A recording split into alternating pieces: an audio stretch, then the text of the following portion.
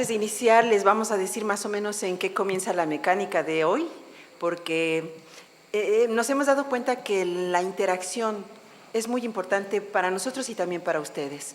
Entonces, le agradezco muchísimo a la doctora Graciela que esté con nosotros y que se haya desplazado desde la Ciudad de México para poder acompañarnos y que sus clases pues la esperaran para la semana que entra. Muchas gracias, Graciela.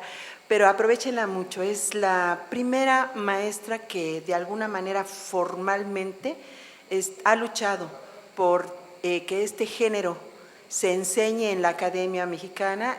Ella da clases en la Universidad Nacional Autónoma de México, como escucharon, y también en la Universidad Autónoma de la Ciudad de México. Ella nos abrió las puertas hace un par de meses para justamente dar unos primeros talleres sobre documental sonoro y al igual que aquí en Ocotlán, fue evidente la gran necesidad que hay en los jóvenes de explorar nuevos formatos, de darse cuenta que el camino no se cierra con los formatos y los géneros que nos enseñaron tradicionalmente, sino que hay mucho por hacer. Ella pues es una vanguardista en este sentido y da clases desde hace mucho tiempo, justamente explorando en el campo de la estética sonora.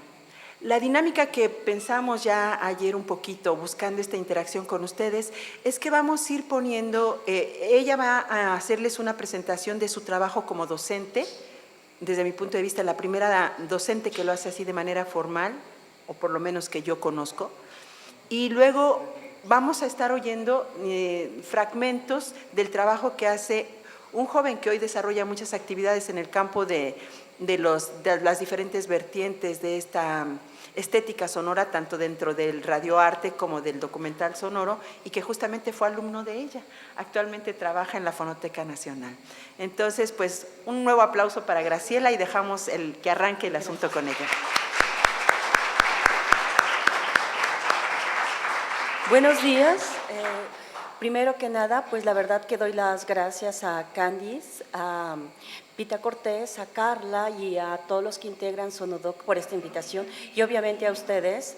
El día de ayer la verdad que fue una noche fabulosa, rompieron la rutina y eso es una maravilla, la verdad que eso, la verdad para mí fue como darme cuenta de que este país está vivo, ¿no? A partir de sus jóvenes y esa alegría que ayer manifestaban, ¿no? Hoy la compartí en la mañana con varios compañeros de la universidad, con mi familia, les dije, bueno, es que ya ir a Jalisco ha roto de alguna manera, no solamente la rutina, sino yo siempre pienso que un viaje es un paréntesis, es un sueño y entonces ustedes yo creo que en este momento forman parte de ese sueño y es una maravilla, ¿no? Una maravilla verlos ayer tan vivos, tan entusiastas. Y entonces cuando a mí me invitan a dar esta charla, me dicen, tienes que hablar sobre esta parte de la enseñanza. Y hoy en la mañana que platicaba con Carla, hablábamos de algunas anécdotas. Carla fue mi alumna en la Autónoma de la UNAM y entonces recordábamos algunas experiencias y también en el claustro. Yo quiero iniciar un poquito con esto y ya después comenzamos con la parte de la presentación. Yo me inicio en la radio hace muchísimo tiempo. Yo era muy chiquita, 18 años, y me iba a meter a los estudios del Instituto Mexicano de la Radio para ver cómo se hacía radio. Y entonces, ahí creo que por el entusiasmo que veían los locutores, me comenzaron a llamar ahorita pues ya grandes locutores y músicos como Javier Platas, Armando Rosas, músico. Y entonces yo me di cuenta que yo tenía como un amor en particular al medio radiofónico, porque me di cuenta que el medio radiofónico, como ya se ha expuesto a lo largo de la semana, es un medio que te abraza a través de la palabra, pero descubrí algo maravilloso, que es el sonido.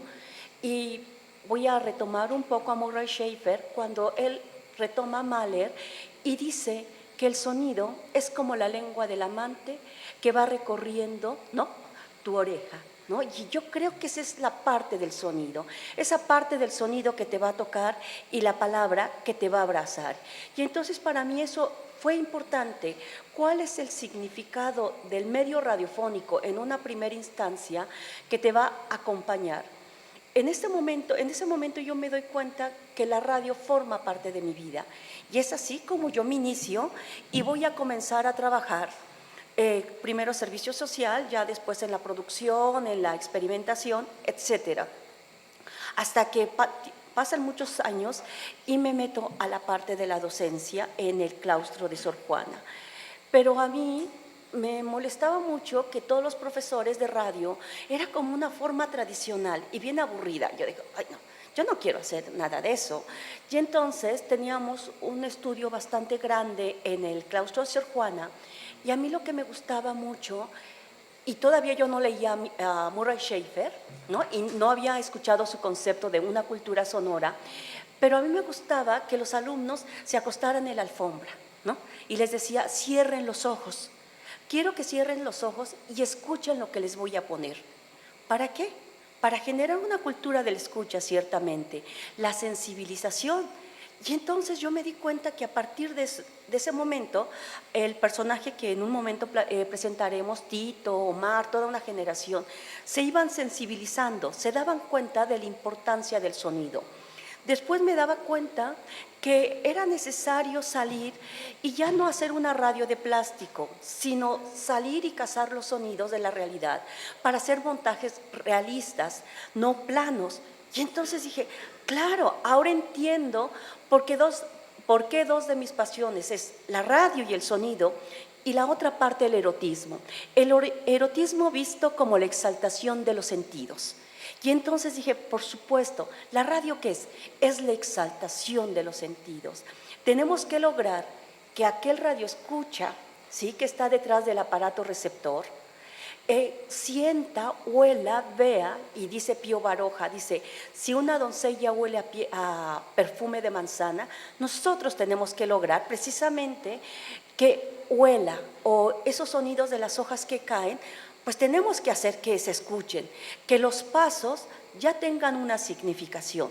Y entonces me di cuenta que erotismo y radio son dos medios que van de la mano, pero no solamente eso, erotismo, radio y cinematografía. 1895 nace la radio, pero también el cine, y van a ser dos medios que se van a acompañar a lo largo de la historia. Les narro todo esto porque me parece que la educación sonora, la escucha, es fundamental. Tener precisamente los sentidos abiertos para comenzar a escuchar, pero algo que es muy importante y que creo que tenemos que valorar, la parte local. Los saberes locales me parece que a veces los dejamos de lado. Y creo que para que tengan un impacto en la globalización, de que tanto se habla, pues va a estar en la parte de la riqueza local. Ejemplo, a mí me están invitando constantemente a un pueblo en Oaxaca, se llama Tlahuiltoltepec. Es una región mije, está a 2 horas y media de la capital. Es subir montañas, y yo siempre cuento en broma y en serio, les digo, es que estando allá arriba, pues me siento en las nubes. Está uno en las nubes, de verdad, las tocas, porque como es tan alto, bajan las nubes y las tocas. Pero después me di cuenta que había una atmósfera particular. Tlahuiltoltepec es una de las zonas donde hay una cultura musical poco explorada en este país, ¿no?, donde a los niños desde los 4 años se les exige tener ese conocimiento. Y entonces, ¿por qué les cuento todo esto? Hay 3 escuelas de enseñanza musical. Porque desde que uno llega al pueblo hay una sonoridad, hay un paisaje sonoro, el sonido del viento, shh, y después hay un árbol que se llama árbol de ocote, es con esas piñas que utilizamos en Navidad, y entonces imaginen el sonido del viento y el árbol de ocote moviéndose, y entonces uno va haciendo la mezcla y dices, ah, claro. Llegan las 4 de la tarde cuando los niños van camino hacia la escuela de música y van ensayando. Y entonces vas escuchando el clarinete, la guitarra, el violín. Por lo tanto, tenemos un paisaje sonoro particular. Además de la lengua, el ayuk, no les gusta que les digan mije, el ayuk, entonces vamos a tener como todo un paisaje, una sonoridad particular que creo que es única en el mundo. Y no solamente eso, el doctor Gilberto Jiménez, un gran sociólogo que trabaja cultura y representaciones sociales, siempre habla de las culturas locales. Y él nos decía, bueno, es que la riqueza de las culturas locales hay que entenderla porque los grandes medios masivos va a ser bien difícil que logren decodificarlo. Y yo conté una anécdota en clase que les narro. Mis padres eran de la región de la Mixteca Alta, en Oaxaca, y no sé si sepan que ahí cuando alguien fallece les ponen como himno El Dios nunca muere. Imaginen un pueblo pequeñito en la región de la Mixteca, 3 de la tarde, un calor tremendo, ¿no? El sonido del viento, si acaso el sonido del burro a lo lejos, de la vaca, el gallo, y entonces del municipio en el altavoz dicen, damos el pésame a la familia Martínez Matías por el deceso de… Y entonces el sonido, todo este ambiente que les digo del viento, los animales, el altavoz, y de pronto el mensaje, el repiqueteo de las campanas, y está el repiqueteo y entra el Dios nunca muere, y después otra vez el sonido del viento. En ese momento, obviamente, ese mensaje solamente llega a aquellos que lo sentimos y que entendemos el concepto de qué significa escuchar el Dios nunca muere. Y entonces te das cuenta que eso que para mí era importante, para los otros no, porque no saben decodificarlo. Y entonces es cuando dices, por más que Televisa, Televisión Azteca y todos los grandes consorcios mediáticos quieran llegar y retomar, va a ser imposible, porque va a ser difícil de decodificar todos esos elementos culturales. Y yo creo que ahí está la riqueza. Ocotlán y toda la riqueza de este pueblo, de este estado, Jalisco, cómo se puede explotar. Y Mayra Esteves lo retoma en su libro Estudios Sonoros. Tenemos que regresar a lo local. Y entonces, bueno, les doy toda esta introducción porque me parece que debemos entender todo este proceso que se llama precisamente la parte de la sonorización. ¿Ok? Vamos a continuar. Y entonces cuando me dicen la enseñanza en el documental, y yo digo, bueno, ¿qué ocurre? Aquí en México, hablo de la mayor parte de las universidades y creo que conocer muchas de las universidades de Ciudad de México y del país. Y no se les da nada de lo que se les está dando en este momento. Aprender a reconocer el sonido como un elemento fundamental, un elemento que nos va a hablar. Y entonces me invitan de la náhuac a dar clase y me dicen, Graciela, es que quienes dan las clases de radio, de sonido, son gente que da solamente la parte noticiosa y la parte comercial. Les enseñan a anunciar canciones y dice, y nada más. Y yo digo, ¿eso es radio? Por supuesto que no, esa es una tomada de pelo. Ese tipo de radio cualquier persona lo hace. Y dije, el reto es decirles qué es lo que vas a comunicar y cómo lo que vas a comunicar. ¿Cuál va a ser la diferencia del periodista radiofónico, del periodista en general? El periodista, diría María Elena Meneses, convergente, ¿no? Precisamente cuando hablamos de los nuevos medios, de lo que tanto nos habla Lemanovich. Y entonces, ¿qué es lo que yo quiero ahora, no? Cuando me dicen, Anáhuac no lo da, Ibero tampoco.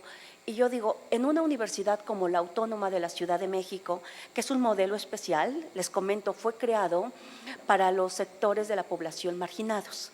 Entonces dije, aquí debe de ser vanguardia y debemos comenzar a trabajar. Y entonces, a mí siempre me gusta iniciar cuando doy las clases con Murray Schafer y Jacques Attali, porque ambos…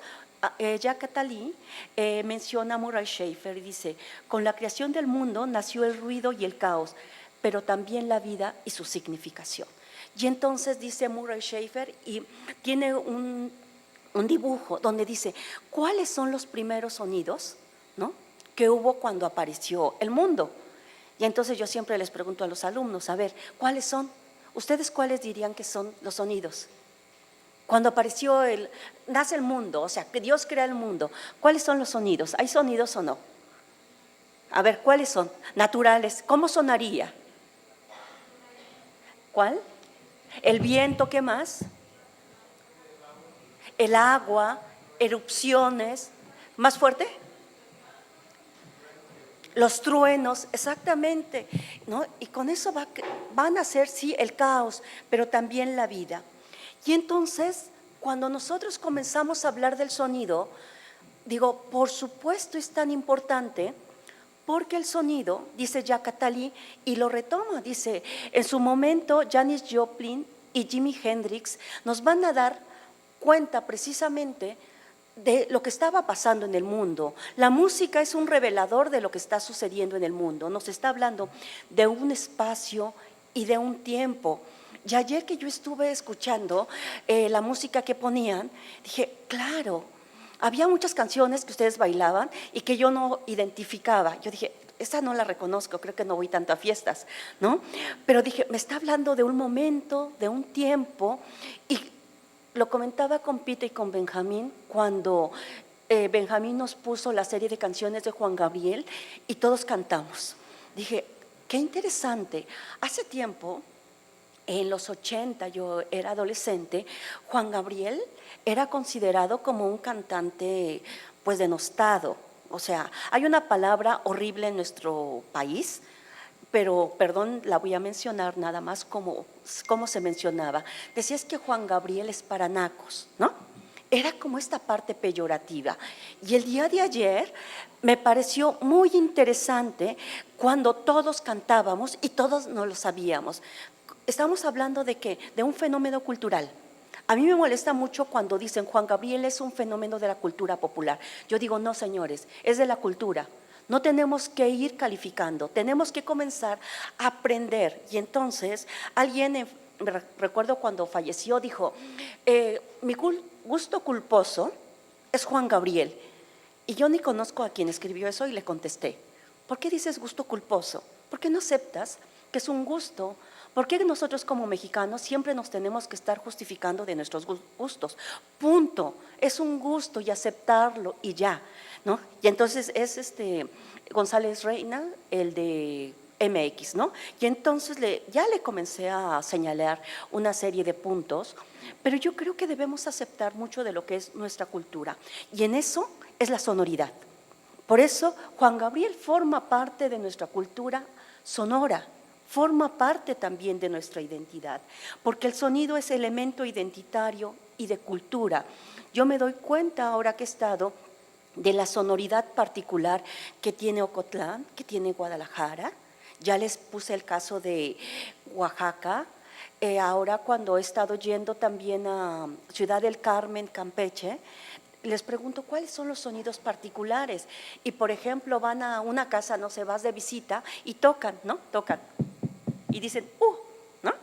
Es bien bonito porque son como cosas particulares que nos van a identificar. Nosotros cuando hablamos de la sonoridad debemos de pensar en dónde estamos ubicados, en qué tiempo y en qué espacio. Y cuando nosotros hablamos de medios de comunicación, tenemos que reconocer, si estamos hablando de radio, de los diferentes modelos radiofónicos. Y ustedes saben que a partir de la reforma de telecomunicaciones y radiodifusión, ahorita tenemos concesiones de uso público, sí, que son las radios estatales, las radios universitarias, vamos a tener los medios comerciales y lo que se denomina la radio precisamente de uso social, que son los medios indígenas y comunitarios. Lo que ustedes están viendo ahorita es un ejemplo de una radio comunitaria que se llama Radio Calenda en Oaxaca. Déjenme ver si es o no lo puse, creo que no lo puse, donde hay precisamente una sonoridad. Tu cuerpo es vamos una a escuchar. copia de Venus, de Cité, que envidian las mujeres cuando te ven partir.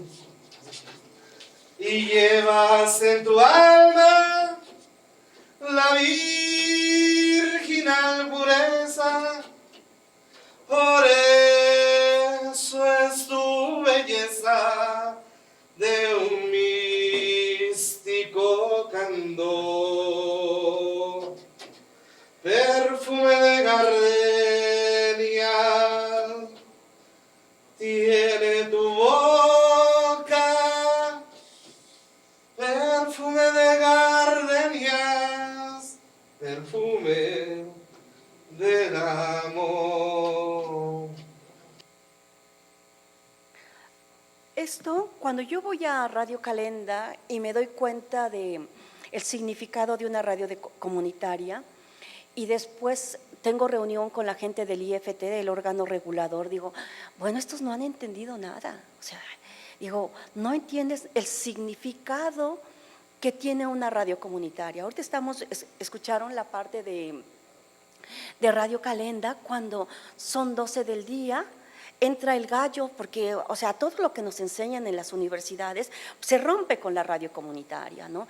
Porque hay un calor tan tremendo que tienes que abrir la puerta y entra el gallo, el puerquito, ¿no? Porque es otra lógica del discurso y la construcción de sentido.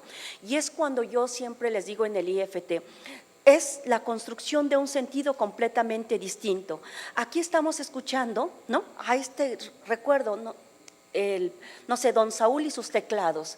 Y entonces se dirigen a dicen el señor el locutor, está Saúl y sus teclados, si usted tiene un bautizo, tiene una boda, aquí está. Nos acaba de llamar la señora tal, que ya está en una oferta las aguas de sandía porque es temporada. La dinámica de los discursos son completamente distintos y entonces estamos hablando de la sonoridad. Ok. El sonido también, dice Murray Schafer, va a tener distintos elementos y yo creo que cuando trabajamos debemos de pensar en un concepto que se llama huella sonora, que creo que permite ahondar en la biografía de cada sujeto, pero también en los orígenes sociales, culturales y emocionales. Yo los invitaría a reflexionar tantito en su biografía y pensar cuál es el sonido particular, cuál sería su huella sonora que los ha marcado. Hay gente que dice, bueno, una canción. Ahora que les pedía a los alumnos en la UNAM, ¿cuál es tu huella sonora? Más de uno se puso a llorar porque uno dice, una vez escuché un Goya, ¿no? El Goya de la UNAM, y dice, pero fue cuando murió mi tía. Dice, esa porra tan alegre nunca la había escuchado en un sepelio. Otra persona, otros alumnos dicen, pues es que, ¿cuál es tu huella sonora? Y dicen, los sonidos de los tacones. Y les pregunto, ¿por qué? Dice, porque mi mamá trabajaba y yo ya quería que llegara. Y entonces, la señal de que había llegado, ¿cuáles eran? Los tacones. U otro chico dice, el sonido del tráfico. Le digo, el sonido del tráfico, dice, es que como mis papás trabajaban, siempre andábamos en el coche. Y los sonidos que me marcaron son los sonidos del tráfico. Y entonces, bueno, la huella sonora va a ser un elemento fundamental y que debemos revisarnos porque nos van a comenzar a tocar. Otro de los puntos que me parece importante y que estoy estudiando es los sonidos y las emociones. Creo que no podemos dejar de lado la parte de la sociología de las emociones que nos va a tocar y nos va a ayudar precisamente a narrar todo esto.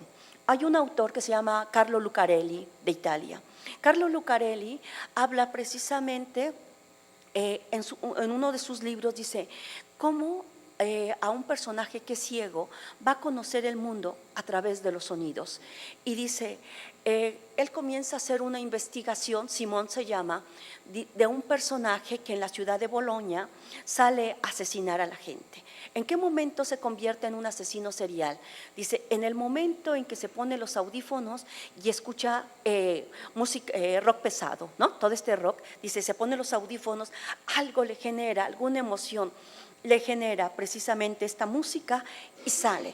Y entonces yo dije, por supuesto, la música, yo sé que es lugar común, pero todo el tiempo el sonido te está generando emociones. Y cuando ustedes hacen montajes, deben de pensar qué es lo que le quiero generar a la audiencia. Esas audiencias que a partir de la reforma de telecomunicaciones y radiodifusión va a tener una figura jurídica y entonces todos los medios concesionados van a tener la obligación de tener un defensor de las audiencias y, repito, el concepto de audiencias por primera vez en la historia de este país va a ser retomado jurídicamente y es una obligación. Por lo tanto, estamos hablando también de los derechos humanos de las audiencias. Sin embargo, también estaremos hablando de algo que se llama sonido y salud. Los sonidos curan. Y ahorita estamos trabajando varias investigaciones en la Autónoma de la Ciudad de México, cómo te curan. Y no es nuevo esto. Oliver Sacks, que algunos de ustedes ya lo conocerán, Oliver Sacks va a trabajar precisamente con toda esta parte del sonido y la salud. Pero otra parte que yo estoy trabajando son los sonidos de la migración. Me parece que a partir de la migración y todos los elementos culturales que conlleva, hay algo que poco se ha estudiado, que es la constitución y reconstitución de los nuevos paisajes sonoros. Cómo a partir de la llegada de los migrantes hay precisamente una nueva constitución de sonidos. Yo les preguntaría, si ustedes tuvieran que salir del país, y a los que están aquí de otros países, si tuvieran que irse de su territorio y nunca van a regresar, ¿qué sonido se llevarían? ¿O qué música se llevarían de su tierra?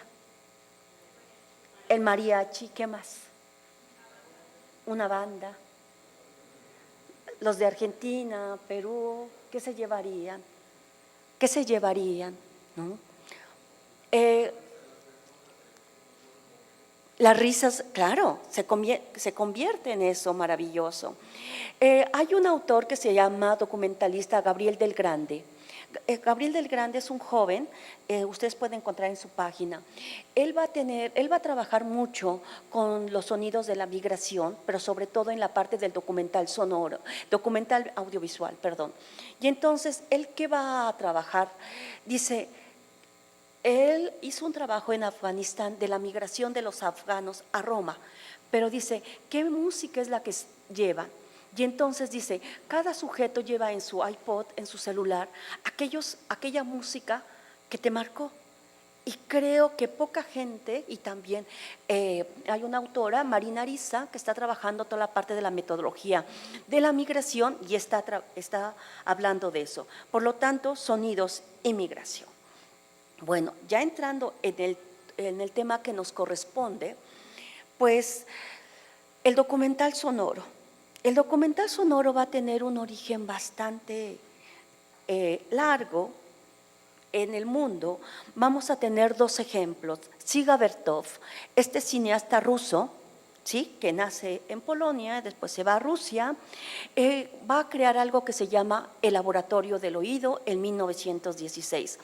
Él a principios de siglo va a tener como un gran interés precisamente para ir trabajando el sonido y va a salir a cazarlo y va a crear esta obra que se llama Entusiasmo. Él, estamos hablando que va a tener influencia, él es un cineasta. Estamos hablando de Vertov y Walter Ruttmann. Walter Ruttmann, 1930, alemán, van a ser la base, ¿sí?, de lo que vamos a denominar esto que es documental sonoro. Dziga Vertov, a partir del Entusiasmo, Walter Ruttmann, en esto que se llama, él llama el primer film acústico. Sin embargo, la gente dice, bueno, es esta parte pues del retrato de una ciudad durante un fin de semana. Vamos a escuchar un fragmentito, Entusiasmo, de Dziga Vertov.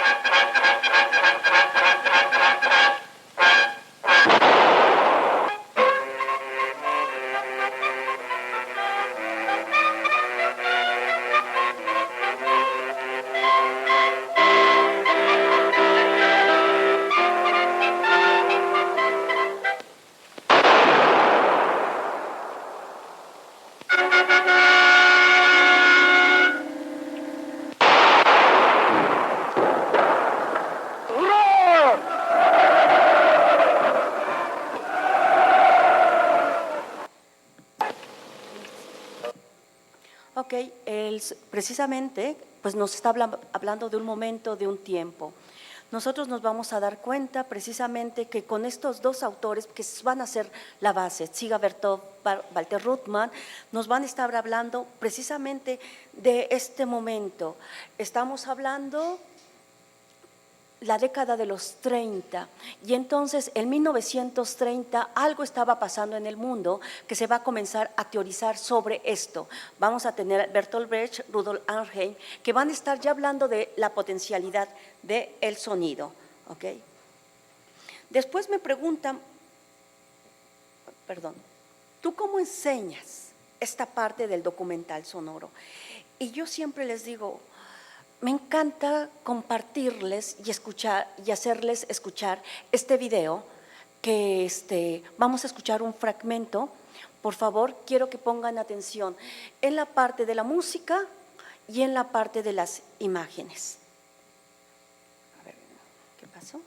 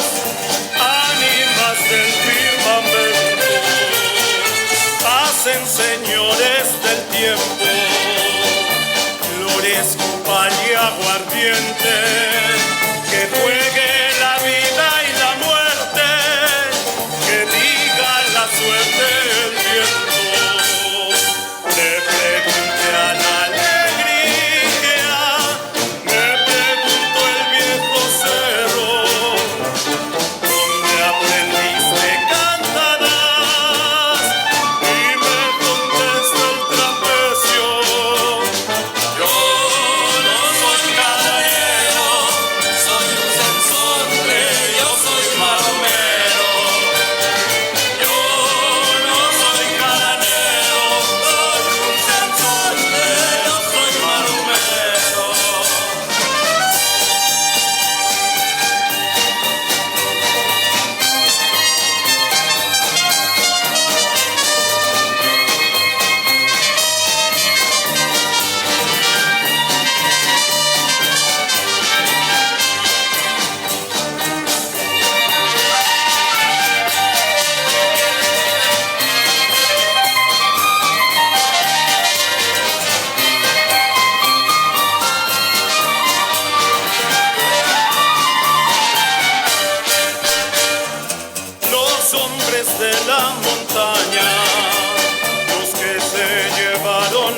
canto, dejaron al mundo en llanto, se fueron con la mañana. Saludo a la concurrencia, gente. Ok. ¿Por qué les puse este trabajo de pasatono? Por el tipo de video y por lo que vamos a ver a continuación. Finalmente nosotros nos debemos de dar cuenta de qué ocurre en este trabajo que escucharon y que vieron, qué observaron. Ustedes como investigadores, como periodistas, ¿qué observaron en este video? ¿Qué pudieron ver? ¿Hay alguna temática, algún problema? ¿Qué elementos estamos viendo? Ustedes como observadores de la realidad, ¿qué están viendo ahí? Creo que hay algo muy tradicional, sobre todo por el lugar que parece ser como un cerro y especialmente la música que realmente creo que acompaña de una forma muy, no sé, objetiva el lugar y la situación. Ok, estamos hablando de, ¿has mencionado identidad? No. Hábitos, no, o sea, retomándolo sí. y conceptualizándolo, nos estás hablando del elemento identidad, hábitos, costumbres, precisamente, ¿no?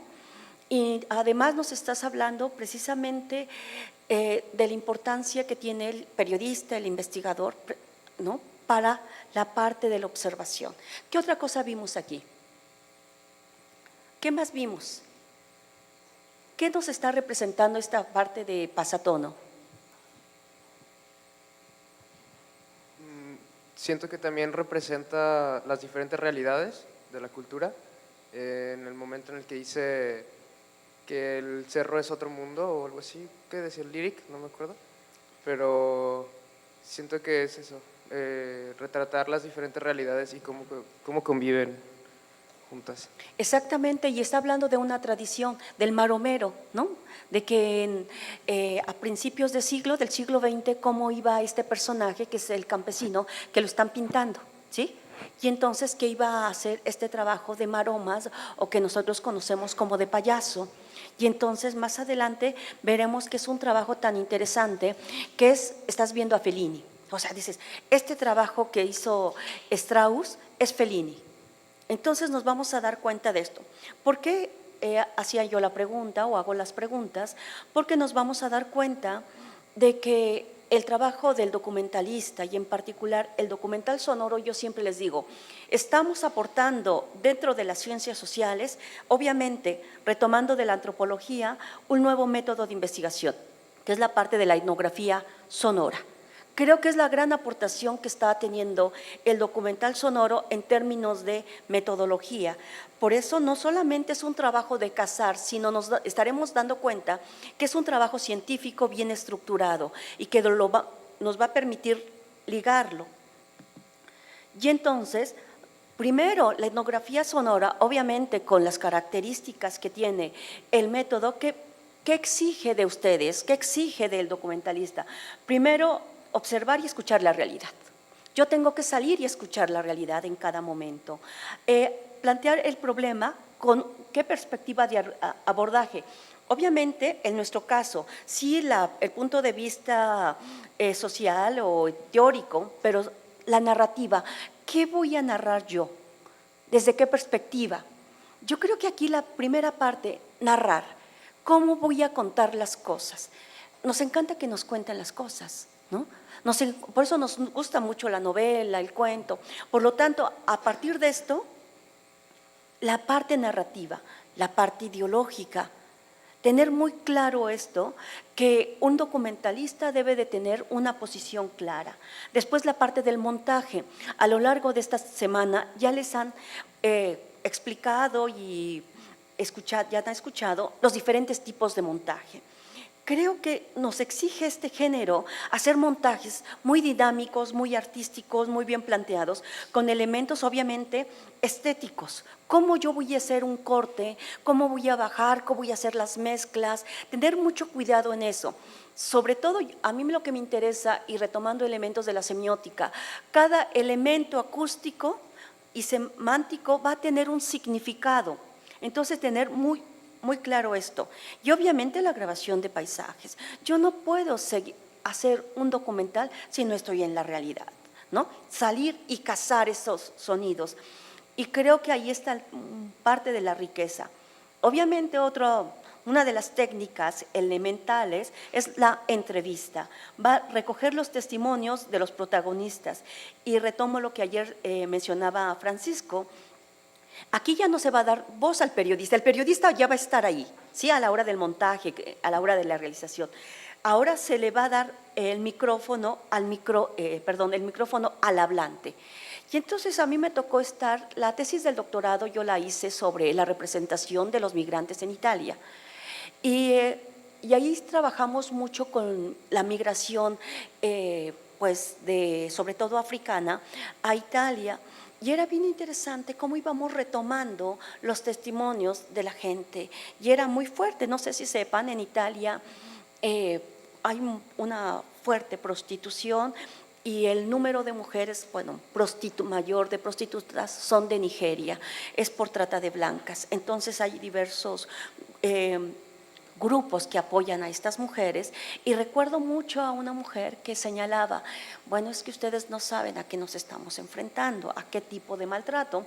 Se alza la blusa y nos enseña en la parte del abdomen la marca de una plancha caliente. Dice, a este tipo de maltrato nos enfrentamos.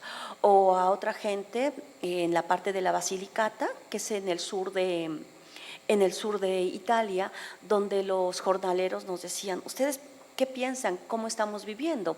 Un contenedor de jitomates chiquitos, dice, nos están pagando 4 euros por un contenedor gigantesco. Dice, ustedes no saben a lo que nos estamos enfrentando. Por lo tanto, el testimonio, ¿sí?, es el que nos va a dar la riqueza. Y en el documental, obviamente, hay que darle el micrófono, decía Francisco el día de ayer, al hablante. Después, yo creo que debemos sustituir el diario de campo, ya no vamos a tomar las notas, ahora vamos a trabajar, en vez de libreta de apuntes, grabadora de sonidos, ¿sí? ¿Cómo vamos a estar trabajando? Y un concepto que me interesa, y yo mencionaba aquí, debemos retomar a los clásicos de América Latina. La parte de la narrativa, Jesús Martín Barbero hablaba de la cultura popular, decía, es que la radio tiene que trabajar más con la dramatización, para acercarnos, para contar las historias. Y yo creo que el documental sonoro debe de tener esa función y por lo tanto también Eduardo Gruner de Argentina hablaban de eso, por eso digo, regresemos a los clásicos, Eduardo Gruner, Jesús Martín Barbero, Mario Kaplún, que ya falleció, pero que nos daba como esa vertiente. Mucha gente dice, ya es obsoleto, sin embargo en su momento tuvieron grandes aportaciones y obviamente de la tradición europea, Bertolt Brecht, Rudolf Arnhem y bueno, otro de los iniciadores del documental sonoro, que es el francés Luc Ferrari. Y entonces debemos hacerlos converger, yo señalo, y generar nuevas propuestas, que es una de las cosas que a mí me interesan, a esto que nos ofrece la segunda modernidad, retoma Ulrich Beck, que dice, a esta modernidad, a esta sociedad cosmopolita, la tenemos que entender con nuevos conceptos. Los conceptos que tenemos ya no nos alcanzan, debemos hacer un nuevo replanteamiento. ¿Qué temáticas deben ser del documental sonoro? Yo siempre digo, puede ser de un personaje, de un sitio, de un hecho noticioso, pero sobre todo creo que hay que privilegiar las temáticas sociales, esta parte de la responsabilidad social que tenemos con nuestro entorno. Nosotros debemos aprender a relatar, la parte del relato sonoro, ¿sí? Y yo puse aquí el ejemplo de la desaparición de los 43 estudiantes de Ayotzinapa. Yo lo que he encontrado es que hay mucho trabajo que se hace, pero de pronto hay una pobreza y falta de rigor y precisión en los elementos de investigación y periodísticos y que ya vuelven chato un tema de primera importancia mundial, como es esto, y de pronto creo que ya se vuelve, me decía el otro día Pita Cortés, como moda. No, yo creo que debemos de tener responsabilidad con este tipo de temáticas. Y las temáticas que yo veo que los chicos están trabajando, ¿cuáles son? La sexualidad. Esto me habla de necesidades. Yo siempre digo, hay otro autor que se llama David Hendy. David Hendy dice, nosotros debemos, a la hora de producir, de generar nuevos productos, cuáles son las necesidades de la sociedad. Y entonces yo veo que los jóvenes tienen la parte de la sexualidad, ¿no? Siempre quieren hablar de la sexualidad, de la aportación del VIH. Hace tiempo hubo un chico, un grupo que hizo un documental. Jamás voy a olvidar porque entrevistaron a un joven de la UACM que tiene VIH, pero él inicia el documental muy alegre contando chistes, ¿no?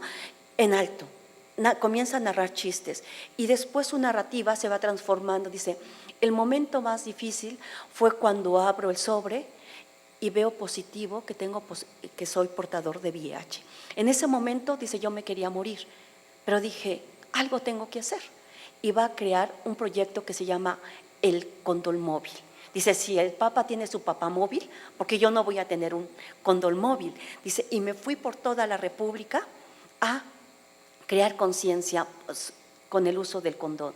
Y entonces me doy cuenta de que es una temática que les interesa. Después, la discriminación racial. En la Autónoma de la Ciudad de México llegan muchos alumnos indígenas y de los sectores más vulnerables de la ciudad.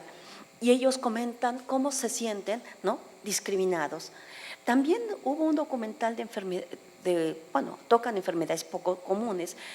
Hice un documental de nacen 2 bebés, la niña bien, el niño sin esta parte de la piel, no tiene cabello, y entonces tiene todo esto al descubierto. Los médicos, señala la mamá en la entrevista, pensaron que iba a morir a los pocos meses.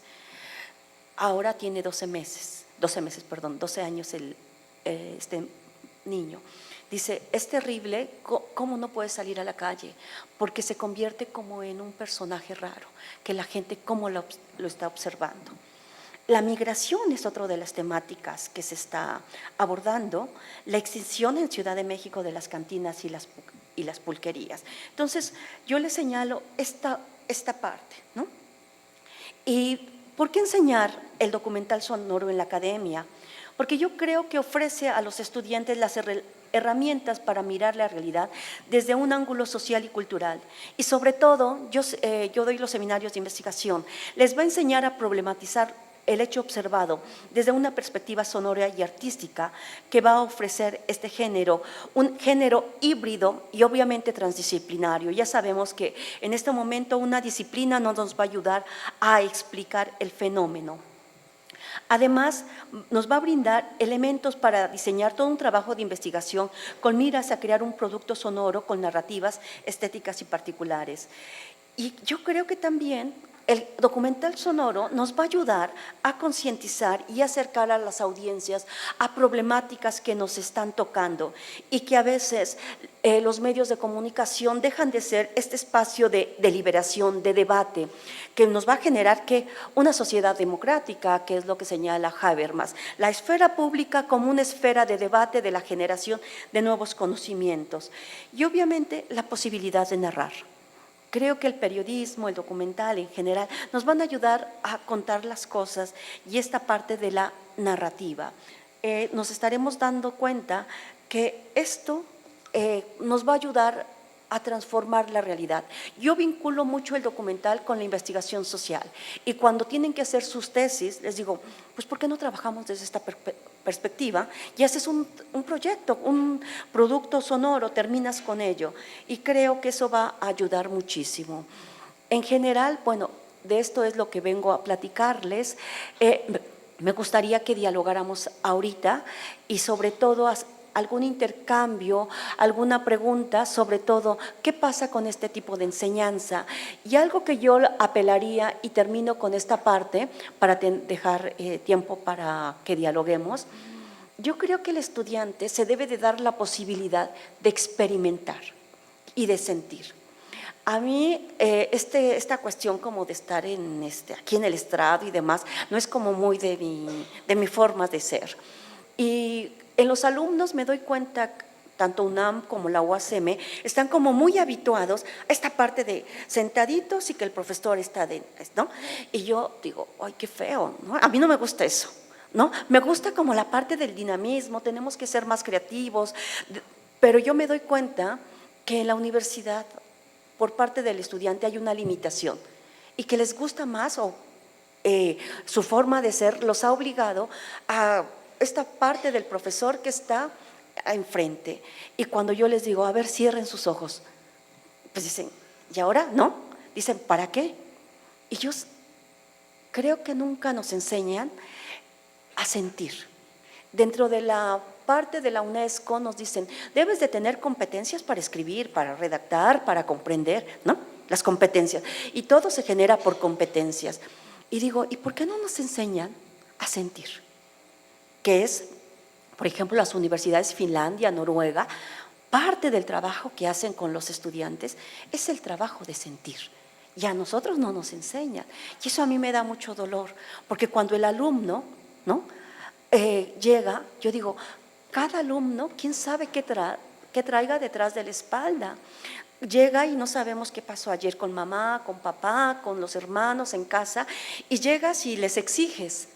Pero después cuando llegan y me dicen, profesora, es que no pude venir porque tuve que llevar a mi mamá a quimioterapia, o cosas de ese tipo. Y entonces cada sujeto trae una carga emocional. Y creo que ese tipo de competencias emocionales, y terminaría yo, interculturales, para establecer un diálogo equitativo, no nos enseñan. Y creo que esta forma de enseñanza a mí me ha otorgado la posibilidad de ir transformando o contribuir con un granito de arena a generar alumnos más sensibles, pero sobre todo a partir del documental sonoro de una conciencia social diferente. Termino con esto, muchas gracias y bueno, ya. Bueno, pues se merece un aplauso.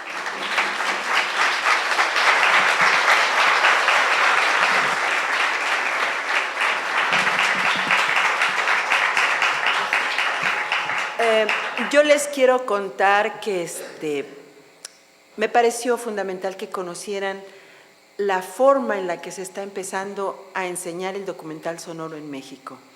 Desde que yo escuché las primeras clases de Graciela dije, wow, ya llegó, aquí está, ¿no? Y conocemos a otro joven que me gustaría ver si podemos escuchar, aunque sea su presentación, Tito Rivas, con quien si me vieron subir y bajar y demás al estrado, es porque él tuvo la atención de prepararnos un video y un audio con materiales que fue descubriendo en la marcha de su formación como radioasta. Dura 1 hora, es muy largo y cuando ya pudimos resolver el tema de las conexiones, que ustedes saben que esto no tiene palabra de honor, ya el tiempo nos había comido, porque resulta que a las 12:30 nosotros tenemos que pasar a la ceremonia de premiación, de escucha y premiación de los documentales que elaboraron los compañeros en los talleres, y entonces no nos iba a dar suficiente tiempo. Yo acabo de hablar con Tito, que está, pues sí, un poquito frustrado, desilusionado, y yo me apena muchísimo la situación, pero pues no fue responsabilidad nuestra el asunto de la tecnología, que no tiene palabra de honor. Quiero que por lo menos lo conozcan y que escuchen el primer audio que él nos ofrece, porque es un documento que forma parte de nuestra Fonoteca Nacional, y ojalá lo vamos a subir esto a YouTube, a las redes de la universidad, por supuesto que a la página de Sonodoc, de tal suerte que así como escucharon aquí los materiales de todos los documentalistas sonoros, podrán escuchar los materiales que nos ofrece Tito, que tienen mucho que ver con descubrimientos que él hizo como explorador de este asunto aquí en México, incluso en la Fonoteca Nacional, y lo que ha ido logrando como radioasta. Entonces vamos a conocer a Tito, y aquí está. Mi nombre es Francisco Tito Rivas y estoy muy contento de poder estar, aunque sea a través de esta tecnología que gracias a ella nos permite acercarnos. No hubo forma de poder estar presencialmente con ustedes, pero estoy muy contento de poder compartir y participar en este evento que me parece muy importante de Sonodocs, porque pues comparto con todo este colectivo la idea de la importancia del documental sonoro como un género que tiene que ser tomado en cuenta, revitalizado y casi que prácticamente difundido entre los creadores, no solo radiofónicos, sino todos los creadores sonoros, pues es un género que tiene muchísimas posibilidades y que desafortunadamente se ha desarrollado pues más bien poco entre nuestros países, al menos en México, ha encontrado pocos ecos. Prueba de ello es que si nosotros, por ejemplo, hablando del espectro radiofónico, exploramos el dial de las estaciones que transmiten cotidianamente en nuestras ciudades, me atrevo a decir que esto es general a todo el país, pues prácticamente no encontraremos muestras o encontraremos muestras muy mínimas del documental sonoro. Pues ya no digamos escuchar documentales sonoros, sino por lo menos la estética y las técnicas del documental vertidas en producciones, llámese noticiosas o artísticas o culturales. Entonces de ahí que me parece muy importante que todos estos esfuerzos del colectivo Sonodocs por llevar a cabo esta labor y pues bueno, por supuesto que agradezco personalmente a Pita Cortés y a Carla Lechuga por la amable invitación para venir a y participar y poder hablar con ustedes. Bueno, mi presentación la he titulado Fonografía, Paisaje Sonoro, el sonido como documento, y básicamente lo que quisiera es hablarles un poco de mi experiencia, mi relación con el tema del documental sonoro y a través de esta breve conversación poderles compartir algunos audios, algunas grabaciones que podrían estar dando cuenta de estas posibilidades que podemos encontrar en el documental sonoro como género y como práctica de creación sonora. No puedo evitar, para comenzar, hacer notar algo que puede ser evidente, pero que no siempre somos conscientes, que un género de documentación sonora pues tiene lo que tiene la documentación sonora en existir. Ciertamente en todas las épocas de la humanidad han existido maneras de hacer diferente a lo que nos hemos acostumbrado. Como ustedes saben, la historiografía, por ejemplo, el estudio de la historia, de las costumbres, la antropología, muchas ciencias normalmente se basan en la textualidad, es decir, en que un texto es la fuente para poder comprender una realidad, un entorno, una situación. Bueno, el documental sonoro lo que ofrece es la posibilidad de que sea un sonido, que sea una grabación, la que ofrezca la versión de la realidad. Y entonces esto genera pues toda una metodología y una práctica, e inclusive una epistemología, podríamos decir, o sea, una teoría del conocimiento, en donde el documento sonoro exige una forma específica de escucha, una forma de encontrarnos con el documento en donde nos pueda decir cosas, y la escucha la tenemos también que formar para que se encuentre en el sonido justamente ese testimonio, esa voz de la historia o de los acontecimientos que queda plasmada en una grabación de sonido. Como decía, esta historia de la grabación del sonido pues en realidad es breve porque tenemos la tecnología de grabación que tenemos apenas 150 años de grabación. Si lo comparamos con toda la historia de la humanidad, pues imagínense ustedes cuánto tiempo hubo sin testimonios sonoros, ¿no? Por supuesto se puede discutir qué tipo de testimonio sonoro hubo antes de la grabación, pero bueno, no sería por supuesto el tema ahorita de esta conversación, pero baste decir que 1877, la fecha en que Thomas Alva Edison inventa el fonógrafo, o si quieren un poquito más atrás, 1856, la fecha en que Leon Scott de Martinville inventa el fonoautógrafo como la primera máquina que ya podía registrar, aunque fuera gráficamente, sonidos, son el eclipse o el vuelco que permite hablar de un nuevo mundo de conocimiento a través del sonido, y algo que a mí me ha gustado llamar la irrupción de la epistemología aural. Perdón si suena un poquito rimbombante este término, pero con ello me quiero referir al sonido como forma de conocimiento, o mejor dicho, a la escucha como forma de conocimiento. Y entonces, con este antecedente, podemos pensar cómo a lo largo de la historia de la grabación de sonidos, o sea, la historia fonográfica, la era fonográfica, que podríamos llamar así, pues nos hemos relacionado con la fijación del sonido para generar documentos. Y pues bueno, tampoco será el objeto de esta charla hacer esa historia, que sería súper interesante, pero baste decir que no quisiera decir que desafortunadamente, pero ciertamente hubo una cierta tendencia de la fonografía a simplemente dedicarse a la exploración de la música. Y no es que la música no sea un componente muy importante del paisaje sonoro de cualquier sociedad, pero no es la única. Y entonces el documental sonoro tiene esta posibilidad justamente de encontrar en otros fenómenos sonoros que no necesariamente son el fenómeno musical, ese testimonio, como decía, de una sociedad y de una cultura de escucha específica. Entonces, bueno, habiendo dicho eso, y hablando un poquito de esta historia, nada más como para pensar en esta historia, me gustaría compartirles brevemente, quizá por curiosidad, ¿cuál podríamos decir que fue el primer sonido documental en México? Que es un sonido que se conserva en la Fonoteca Nacional, donde, bueno, tengo el gusto de elaborar. Y pues para que ustedes lo conozcan, si es que no lo conocen, es una grabación que hizo Lumholtz. Lumholtz fue un antropólogo sueco que estuvo primero en Australia y después estuvo en una isla que en este momento no recuerdo bien su nombre, grabando los sonidos de diferentes tribus o diferentes poblaciones étnicas, y después supo de México y viajó hasta México para grabar los sonidos de esas comunidades. Y imagínense que estas grabaciones las hizo en 1898, o sea, 20 años apenas después de la invención del fonógrafo. Tenemos las primeras grabaciones realizadas en nuestro país. Y bueno, me gustaría compartirles un fragmento de esta grabación que fue hecha en cilindro de cera, y que la expedición en la que viajaba Lumholtz contaba con este fonógrafo, y cuyos datos, que tal como vienen consignados en la ficha de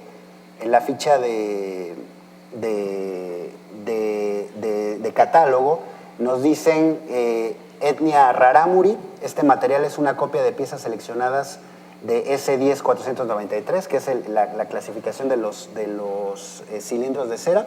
El soporte original es un cilindro de surco grueso grabado a 120 revoluciones por minuto. ¿Lo escuchamos?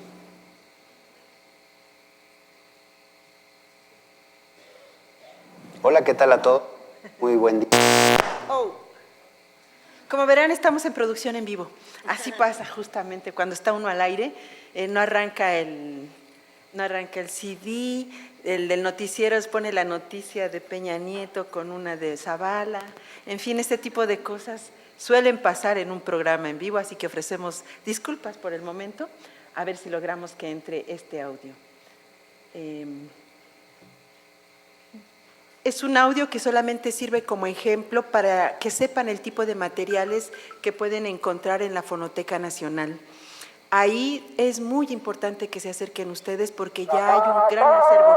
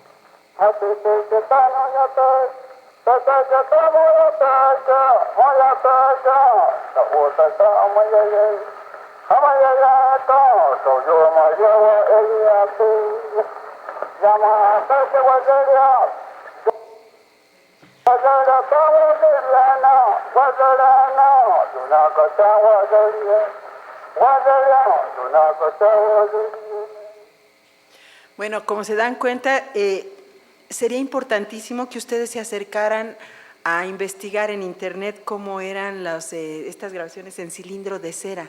Se van a maravillar. Dicen, pero ¿cómo era posible esto? De tal suerte que la grabación fue obtenida aquí en México en 1898 y ya estaban previendo la desaparición de nuestras lenguas. Qué A mí me interesante. No, ya, por favor. Ya, hasta allí. Hay lenguas que están desapareciendo en México de una manera vertiginosa.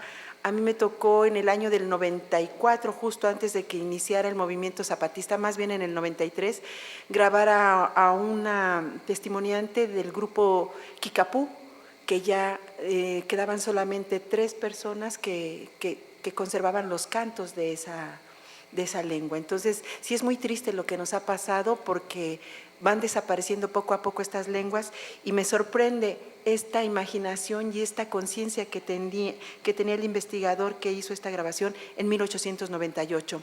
Yo quisiera pues que seguir ofreciendo esta disculpa a Tito Rivas porque nos comió el tiempo y pues que le demos un aplauso porque su presentación está muy padre y se las vamos a invitar a escuchar.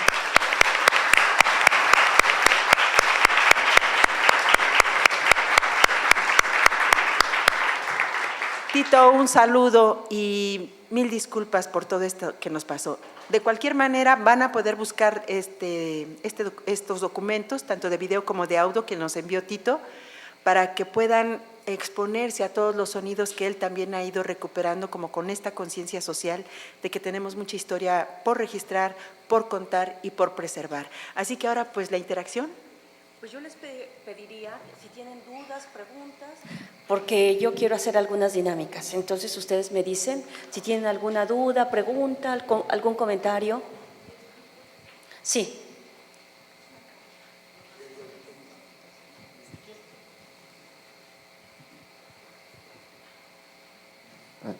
Bueno, primeramente la felicito porque me considero que fue una gran presentación. Gracias. Y mi pregunta es, ¿a qué se refiere usted cuando menciona que las audiencias tienen derechos humanos? O sea, ¿qué significa? Okay. Por favor. Muchas gracias. Pues me das pie para hablar un poco de una conferencia que ya no se dio el día de ayer sobre las audiencias. Nosotros nos vamos a dar cuenta, bueno, rapidísimo les cuento porque creo que es muy importante. Ayer Pita les dijo, tienen que conocer muy bien las leyes, sobre todo en materia de telecomunicaciones y radiodifusión. En el 2013 ustedes saben que se promulga la reforma constitucional en telecomunicaciones y radiodifusión. Al año siguiente, en julio de 2014, en el Diario Oficial de la Federación se van a publicar la ley secundaria. Dentro de esta reforma de telecomunicaciones hay una parte muy importante que se habla de los derechos de las audiencias. Desde tiempo atrás siempre se ha hablado de público, ¿sí?, de los estudios de recepción, que ustedes conocen al doctor Guillermo Orozco, que lo ha trabajado. En fin, se ha hablado mucho como aquel sujeto que está recibiendo, se hablaba como público. Pocas veces se hablaba del concepto de audiencias. A partir de la reforma de telecomunicaciones y radiodifusión, se va a acuñar, decía yo, el concepto de forma jurídica. Las audiencias como esos sujetos receptores, ¿sí?, de diversas edades, géneros, etnias. Entonces, se habla mucho, bueno, dentro de la reforma se va a crear un órgano regulador, que es el Instituto Federal de Telecomunicaciones. Este órgano regulador tiene la tarea de operar que los derechos de las audiencias se respeten. Aquí se habla de los derechos de las audiencias como precisamente las audiencias tienen el derecho de recibir información de ¿qué? Contenidos de calidad, contenidos con un lenguaje correcto. El día de ayer hablábamos mucho y comentábamos cuando Francisco y Pita hablaban de los códigos de ética, comenzar a hablar con respeto hacia el otro. Y alguien dice, no solamente hacia el otro, no solamente tenemos que hablar de la otredad, sino tenemos que hablar del concepto nosotros. Y entonces, cuando nosotros hablamos de los derechos humanos, dentro de la UNESCO se habla que las audiencias tienen el derecho a ¿qué? A expresarse, es un derecho humano, forma parte de los derechos humanos. Nosotros como sujetos tenemos derecho a la libertad de expresión, ¿sí? Al acceso a la información. Es un derecho, no me estás haciendo ningún favor medio público, social o comercial. No es ningún derecho, no me estás haciendo ningún favor. Es un derecho que yo tengo a estar bien informado, a que me des toda la información. Es un derecho humano a que yo me pueda expresar, pero sobre todo, tú medios de comunicación tienes derecho, tienes la obligación de tratarme a mí con respeto, ¿sí? Que cuando me representes, yo de cualquier etnia, que hables de mí con respeto, de la diversidad sexual con respeto, ¿sí? Hay un texto que yo les recomiendo mucho, que para mí es básico, se llama El respeto, de Richard Sennett. Yo creo que ese libro debe de ser un libro de cabecera para todos, en general, pero creo que a los que estamos en el área de ciencias sociales debemos de pensar en eso. El IFT generó un documento el año pasado, por estas fechas, que se llamó Los derechos de las audiencias. Y entonces lo puso a consideración de la sociedad en general para que uno hiciera observaciones. A la fecha no lo han publicado. ¿Por qué no lo han publicado? Porque el IFT cuando nace genera nuevas áreas, y nuevas áreas donde la gente que los encabeza no tiene conocimiento. Eso es muy grave. ¿Cómo es posible que el órgano regulador, hay una dirección general, nos reunimos con la gente y les preguntamos hacia dónde están caminando, hacia dónde se están transitando, y no tenían idea?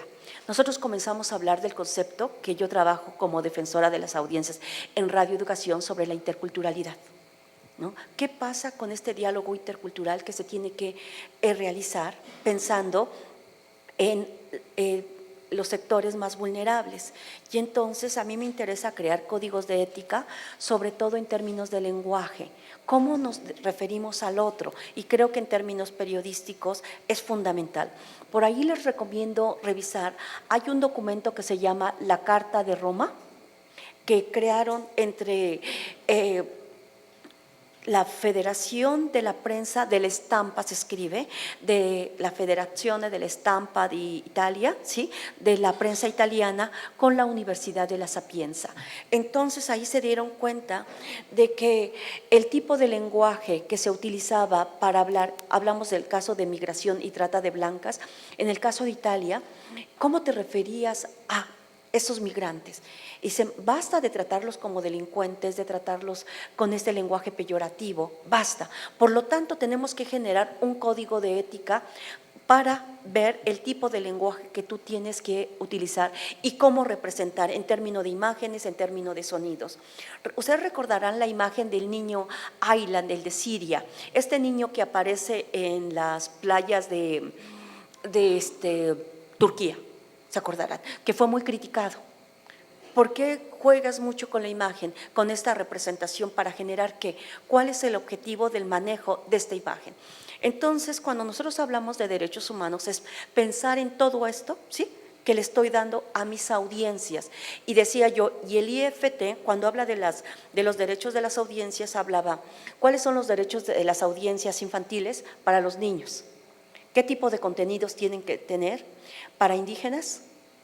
Para discapacitados, pero ahí era bien interesante porque hablaban de algunas discapacidades y de pronto digo, pues hay infinidad de discapacidades, pero como quienes elaboraron ese documento son técnicos, pues ¿cómo van a saber? O sea, y aparte, yo algo que critico mucho del IFT, su falta de compromiso y rigor. O sea, hay un desconocimiento en general. Llegas y platicas con los directivos y ni idea tienen, ¿no? Entonces, es el conocimiento de las audiencias. Y esa responsabilidad que debes de tener tú como hacedor. Nosotros como hacedores debemos de pensar en esas audiencias, y yo siempre digo, porque las audiencias también soy yo, y yo como audiencia, yo quiero que me respeten. Por lo tanto, a la hora que me toca crear, debo de pensar en eso. Entonces, más allá de la normatividad, creo que hay algo que se llama la formación cultural que cada sujeto tiene, en este caso ustedes, ¿no? En este caso nosotros. Cuando yo hago un programa de radio, cuando yo trabajo en la producción, ¿qué tipo de producción hago? ¿Sí? ¿Y cómo la hago? O en el caso de ¿no? Remitiéndolo a la enseñanza. Cuando enseño, cuando doy la clase, ¿qué tipo de formación quiero dar? Y creo que eso es importante. No sé si quedó claro.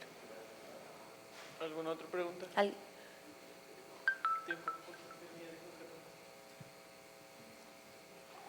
Buenos días. Hola, buenas días. Muchas gracias por toda la información que nos compartió en su presentación. Mi pregunta es, hace unos momentos nos mencionaba al defensor de las audiencias. Quisiera saber qué es un defensor de las audiencias, en qué consiste y también cuáles estaciones deberían de tener un defensor de las audiencias. Ok, bueno, dentro de esta reforma que les hablaba, así como está dentro de como figura jurídica la parte de audiencias, también está la figura jurídica de defensor de las audiencias. Este es un concepto bastante añejo, se le llamaba antes el ombudsman, ¿sí?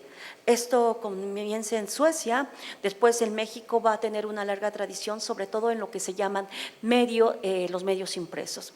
El defensor de las audiencias tiene que pugnar precisamente porque se respeten los derechos de las audiencias. ¿A qué se refiere esto?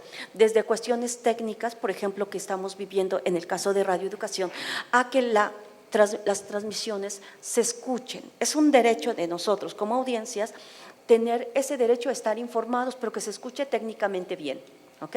Entonces, nosotros, el defensor de las audiencias es como el vínculo, precisamente es el defensor de los derechos, de que el mensaje esté llegando como debe de ser hacia las audiencias. El uso del lenguaje, ejemplo, y ahorita voy a poner el caso de un programa, aquí lo voy a ventilar, de Froilán López Narváez, ¿no? En su programa del profesor Froilán llegó una queja donde un señor señalaba que por qué estaban criticando tanto a la sección 22 de Oaxaca, sin argumentos. Y no solamente eso, después cuando analizamos el programa, la serie de programas, no solamente había una reiteración constante a el ataque a la sección 22 de profesores de Oaxaca, sino que el uso del lenguaje contra la mujer. Estaba Froilán López Narváez con el otro conductor y dice, hablando de el Bester Gordillo. Puede ser lo que sea la ex líder sindical, pero decían, oiga, pues ¿cuántos se habrán echado a el Bester Gordillo? ¿No? ¿Cuántos, para obtener ese poder, cuántos se le habrán echado? Obviamente hablaban en términos sexuales y entonces le dice uno al otro, ¿y tú, compadre, pasaste por ahí? Entonces ya nos dimos cuenta que no solamente era, no había argumentación a la hora de calificar a la sección 22, solamente eran adjetivos calificativos que el periodismo debe erradicar, pero no solamente eso, había una falta de respeto por la mujer. En el caso de radioeducación, hay una defensoría particular. Es un colegiado, somos 5 personas, donde hay una persona que es especialista en equidad de género, otra en derechos humanos, el doctor Lenin Martiel, que es la parte de alfabetización mediática, a mí que me toca la de interculturalidad, y otro señor que va a trabajar sobre el derecho a la información y libertad de expresión. Entonces, esa es la función, ¿sí?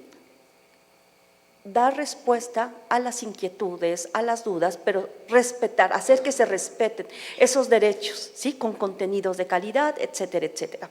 ¿Quiénes tienen derecho? Todos los medios concesionados, ¿sí? Es obligación, es por ley, no es que quieran o no quieran, por ley están obligados. Medios universitarios, por ejemplo, aquí, la radio Universidad, el sistema público de radiodifusión tiene la obligación, medios comunitarios, en fin, todos los medios comerciales tienen la obligación. Y reitero, es mandato constitucional. No sé, ¿alguna otra pregunta? No sé si quedó… Sí. Hola, buenos días. Hace un rato nos mencionaste que tenemos que escuchar la realidad o mirarla o no sé. Y entonces, Perdón, no escuché. que hace unos momentos nos mencionaste que tenemos que observar la realidad. Claro. Ajá. Entonces, mi pregunta es, ¿cómo entender la realidad si aún no nos conocemos la propia a nosotros mismos? ¿Cómo Pues, ver la realidad de los demás si aún nosotros como persona no tenemos como que esa idea de que es la realidad? Ok, yo creo que ahorita acabas de mencionar algo. El día de ayer también hablaban acerca de cómo nos conocemos, ¿no? Yo hago muchos ejercicios cuando les digo, a ver, me gusta que cerremos los ojos y nos escuchemos. Y a veces el alumno no escuchamos, no estamos acostumbrados a escuchar al otro. Y a mí me dicen, ¿no? Cuando yo voy a terapia, me dicen, tú no escuchas. Y yo digo, ¿cómo que no escucho? ¿No? O sea, yo, cuando enseño eso, y me entro en crisis, porque me dicen, es que tú no escuchas. Y yo dije, con razón tengo tanta crisis emocional, porque no escucho, ¿no? Así me dijo la terapeuta. Bueno, ¿por qué comento la anécdota? Porque me hizo entrar en crisis, ¿no? Pero de pronto dije, claro, tengo que aprender a escucharme. Yo les digo a los alumnos, ¿quién eres? ¿Quién eres tú? Ya son hacia dónde debes de transitar. Entonces yo siempre les digo, cierren sus ojos y miren hacia adentro. Yo les dejo siempre un texto a los alumnos que se llama La Casa de las Bellas Durmientes de Kawabata. ¿Por qué les dejo este texto? Porque me parece que en la cultura oriental, ¿no? ¿Qué es lo que hace Kawabata en este texto de La Casa de las Bellas Durmientes? Donde un hombre mayor, Eguchi, va a una casa de geishas, y entonces a este señor de casi 80 años no les permiten tocarlas, solamente observar a estas mujeres jóvenes, bellas, desnudas. ¿Pero qué se genera a través de esto? A través de la mirada, concepto mirada, ¿sí? Se genera ¿qué? El deseo. Y a partir del deseo se genera la imaginación y el recuerdo. Y entonces habla Kawabata de este trabajo de introspección, de mirarnos hacia adentro, del cual también en la condición humana Hannah Arendt nos va a estar hablando, la parte de la introspección. Y creo que nosotros dentro de la cultura occidental no nos enseñan a eso. No nos enseñan a la parte de la introspección, ni tampoco a la parte de la contemplación. Contemplar. Casi ni usamos esa palabra. El contemplar para mirarme hacia adentro. Y diría Hannah Arendt, me miro hacia adentro para salir y ¿qué? Y participar en la vida activa. Entonces yo creo que eso es lo que tenemos que hacer. Mirarnos primero hacia adentro, darnos la oportunidad de la introspección, de la reflexión, ¿sí? Y para mirar hacia afuera. Y yo creo que eso nos lo otorga mucho la investigación. En general el alumno ahorita ya no quiere hacer tesis, ya no quiere investigar. Es algo que a mí me causa mucha crisis. Y yo les digo, no, tienes que hacer investigación, tienes que investigar. Y ellos dicen, ¿y para qué? Mejor me titulo, pago un diplomado o curso más materias y me titulo, ¿no? Y digo, no, la investigación te enseña esto, a mirar la realidad, a mirar y salir y problematizar y darte cuenta de que algo está sucediendo afuera. El día de ayer, por ejemplo, en el baile, ¿no? Yo dije, qué cosa más maravillosa, pero si uno ya lo mira con ojos de la investigación, dices, claro, me está hablando de muchas cosas de ustedes, que no los voy a ventilar, ¿verdad? Pero me está diciendo muchas cosas, tanto de ustedes como de mí, ¿no? A mí me gusta siempre cuando hablo de mí, ¿no? Porque digo, hago mofa siempre de mí, porque nunca de los demás. Pero digo, bueno, yo, ¿qué necesidad tengo de eso? ¿No? A la primera de cambios me paro a bailar. Entonces algo está pasando en mí como sujeto que me paro y que digo, me levanto. Entonces algo de represión hay, que ¡puf! Y le digo, Pita, vamos a bailar, ¿no? Y entonces algo está pasando, por supuesto, nos está hablando de muchos elementos. Y eso es lo que nos obliga la investigación, ¿sí? Salimos acá, ¿qué pasa en Ocotlán como fenómeno cultural?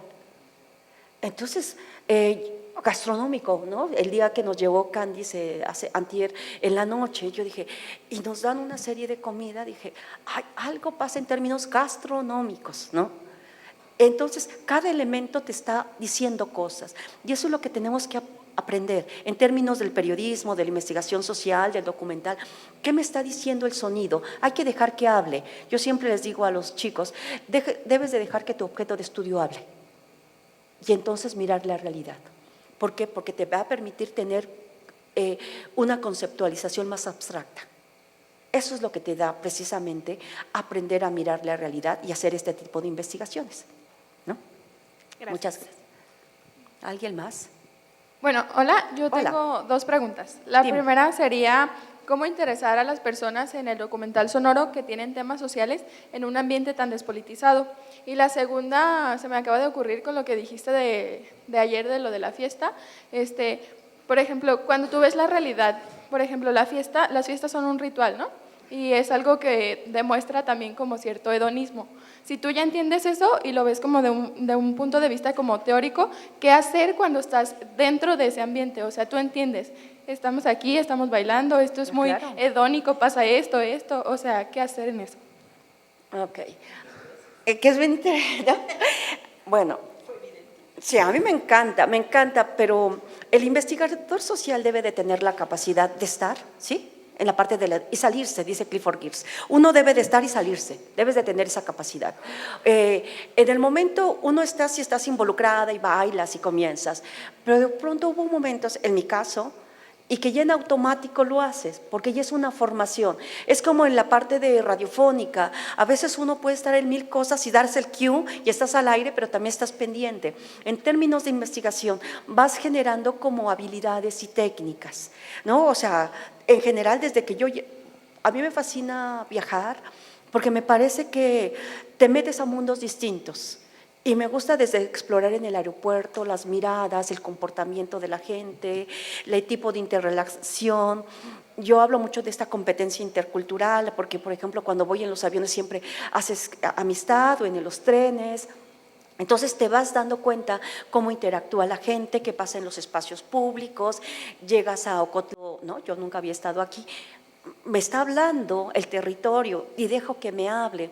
Después, cuando llego aquí a la universidad, me habla, ¿no? Cada uno de los personajes. Digo, Candice, Héctor, qué gran capacidad tuvieron para organizar esto, ¿no? Pero también me está hablando de la parte institucional. Por lo tanto, yo comienzo a ver actores. ¿Qué pasa con rectoría? ¿Qué pasa con la coordinación? ¿Cómo interactúan? ¿Qué pasa con los alumnos? La participación. Ayer que yo escuchaba las preguntas de ustedes, decía, son analíticos, ¿no? La parte de la reflexión. Y ahorita cuando llegamos y los veo, dije, pero también, y lo aplaudo, son responsables. Yo pensé ayer en la noche, nadie va a estar en la conferencia. Después, y se lo dije, le digo, ¿sabes qué? No van a estar.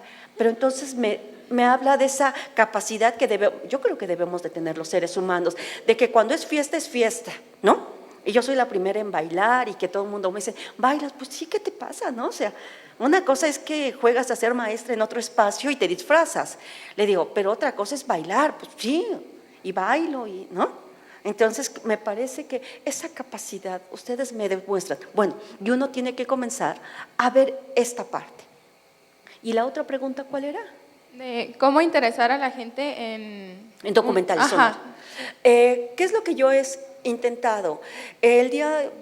Platicando con los integrantes de Sonodoc, hablábamos de que no solamente es la parte radiofónica, sino generar nuevos espacios para escucha. Les comento, y aquí, pues, cuando yo escucho un documental que fue de Pita Cortés, precisamente de José Rivera, dura 30 minutos el documental, y habla sobre este personaje, este bailarín homosexual. Y yo lo que he hecho, por ejemplo, a los alumnos, les pido, cierren los ojos, pónganse cómodos y después se ríen ellos, ¿no? Porque me dicen, nos vamos a dormir, aunque te duermas algo llegará, ¿no? Y entonces les pido que se pongan cómodos y generar sesiones de escucha.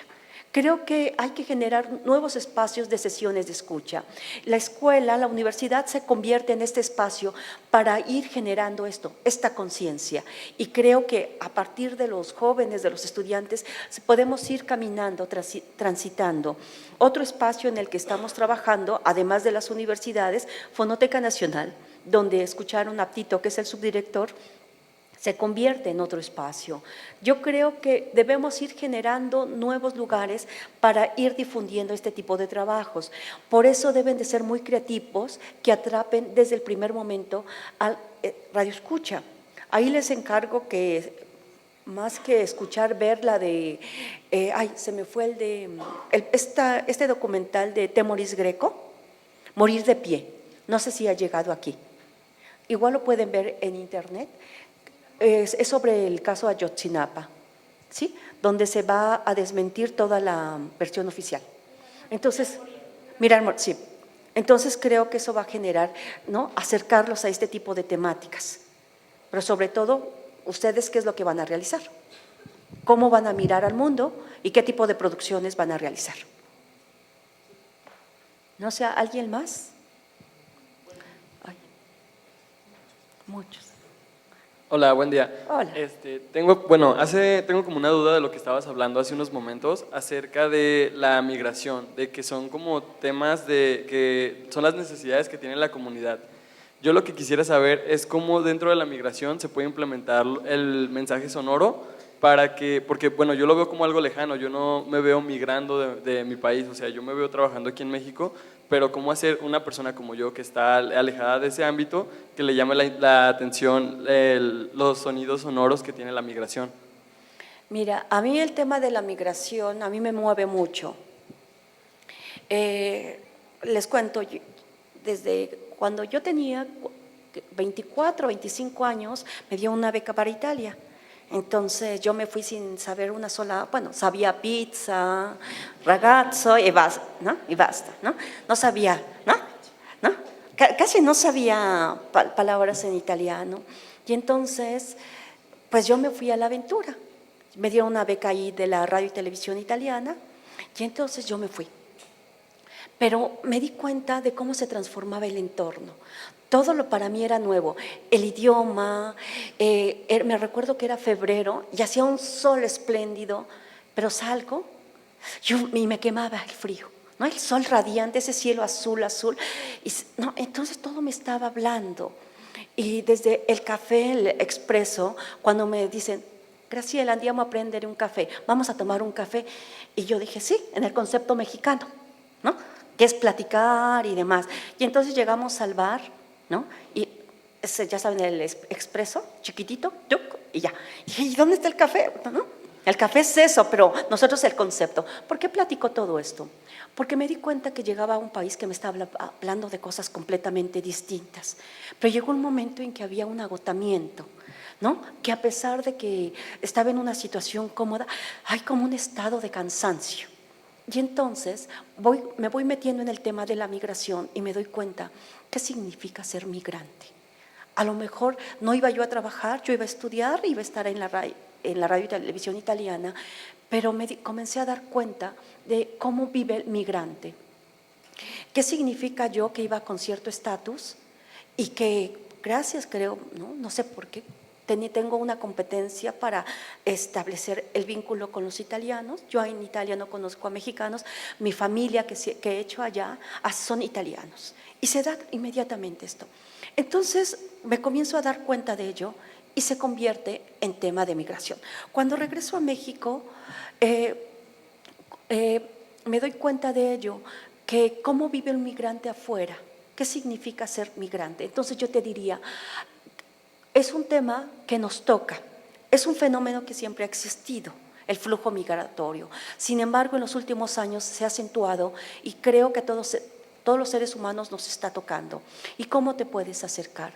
Aquí creo que es desde diversas vertientes, desde la música, qué pasa con aquella gente de retorno. Aquí estás muy cerca de Michoacán. Es precisamente un territorio que está cada vez más desolado, porque a partir de la violencia la gente está migrando, el descuido del campo, la gente está migrando. Me decía el otro día un taxista, dice, es un pueblo desolado, dice, ya estamos hablando de pueblos fantasma. Creo que puedes hablar desde diversas vertientes.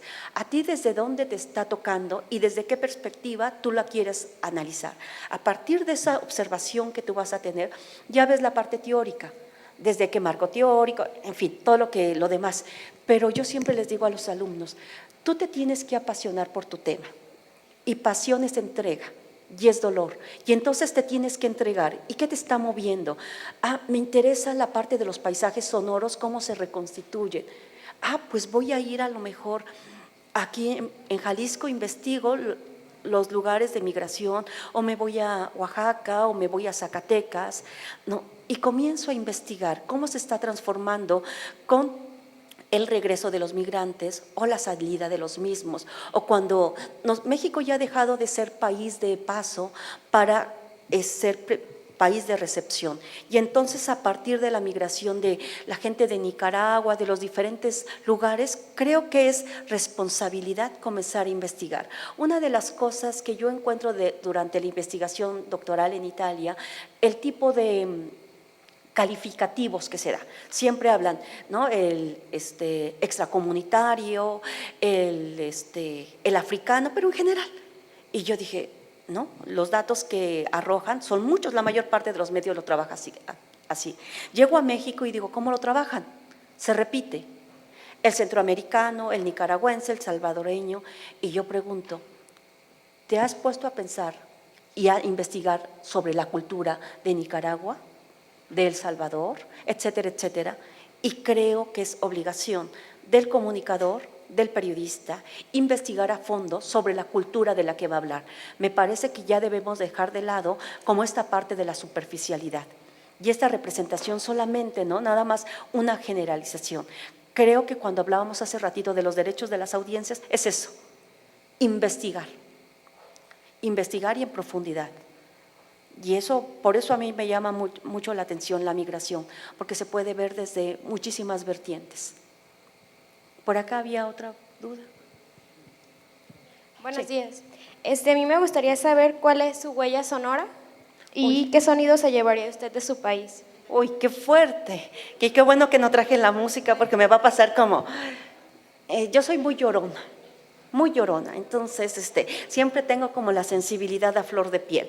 Por eso a veces sí hablo de mí, pero no tanto, porque lloro mucho. Y entonces cuando me preguntan esa cuestión de la huella sonora, hay una canción que se llama El Sopilote Mojado, de Oaxaca. Si la escuchan, si la pueden buscar en YouTube. Esa es mi huella sonora, porque me marca. ¿Por qué? No los voy a decir porque lloro. Entonces, me toca. Escúchenla, por favor, se llama El Sopilote Mojado. Es una canción espléndida de la cultura de Oaxaca. Y entonces, pues yo la escucho, ¿y dónde estoy? Uf, porque me marca, forma parte de mi biografía. ¿Y la otra pregunta era? También me llevaría esta canción, porque es mía, pues, es mía, me toca. Sí. Buenos días. Me gustaría saber si en lo personal para usted existe un método de enseñanza viable para aprender a disfrutar la radio, o es acaso una cuestión meramente personal, o la radio por inercia siempre exaltará los sentidos, porque rescaté estas frases que decían que la radio es la exaltación de los sentidos y el erotismo y la radio son dos medios que van de la mano, pero ¿realmente siempre es así?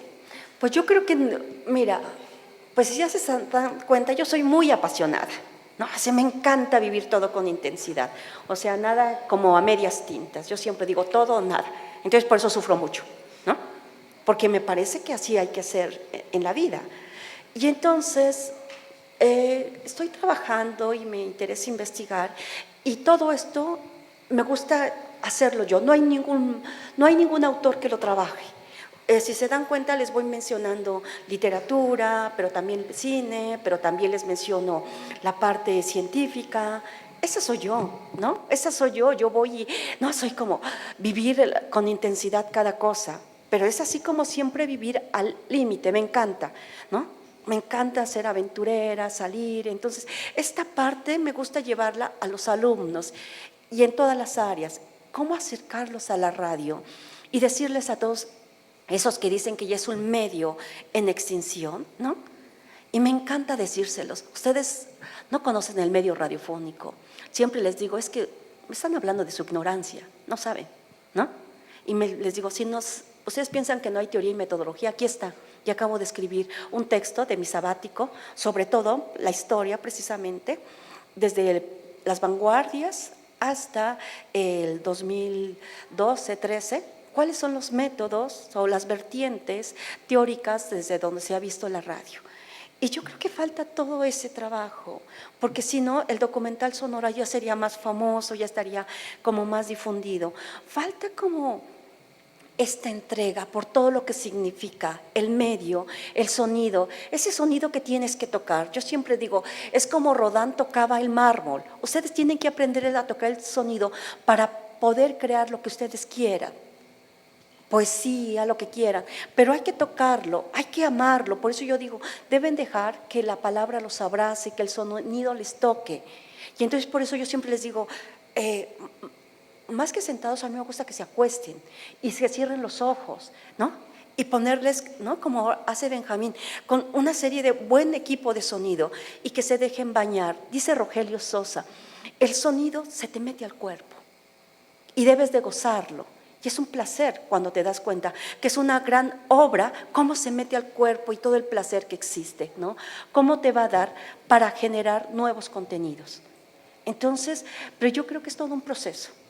Vamos a tener todo un proceso, pero yo no he encontrado ningún libro que hable de ese tipo de métodos o que esté recapitulando. No, hay como fragmentos y yo siempre les voy dando la bibliografía de los textos en los que me baso, pero también les cuento un poco la parte empírica en la que también me estoy basando. Bueno. Hola, buenos días. Hola. La etnografía es considerada como un método de investigación a profundidad y lo que yo quisiera preguntar es de qué tan complejo o qué tan difícil es realizar un documental sonoro bajo esa herramienta que conocemos muy bien. Pues mira, los artistas, los creadores, periodistas aquí presentes, les dieron a conocer como su propio método, ¿sí? Yo lo que he intentado, a partir de el diálogo y el curso que impartió Pita, Benjamín y una servidora en la Autónoma de la Ciudad de México, yo les he dicho, tenemos que comenzar a teorizar. Tenemos que comenzar a teorizar sobre esto y darnos cuenta que existe una nueva metodología. Cuando los jóvenes hacen investigación en las universidades y les piden la metodología, yo les digo que argumenten con esto y por lo tanto es el método que yo sugiero, ¿sí? Y con base precisamente en lo que nos ofrece la etnografía en términos antropológicos, pero yo creo que ya muchos autores nos los dicen, el mismo Roy Mills, Jorge Durán, que es especialista en migración, ¿qué es lo que nos dice? Debemos ser los generadores de nuestros propios métodos y no tener miedo. Nosotros tenemos que generar el propio método. Por lo tanto, yo creo que uno puede añadir estos elementos que les di y comenzar a generar también nuevos elementos. Es válido y es la exigencia que se hace de todo investigador. Y en el documental sonoro, por supuesto, estamos hablando de un género que nos da la oportunidad de la libertad, ¿sí? Entonces, ahí está, hay que aplicarlo para que sea científico, yo digo, con el rigor, pero también hago el apunte. Yo soy muy esquemática. ¿Ok? Soy como muy cuadrada a veces. Entonces, por eso siempre exijo, porque eso nos lo piden dentro de la investigación científica. ¿Ok? Quizá ellos ya en otra área, un poquito con mayor libertad, juegan más al respecto. Sí.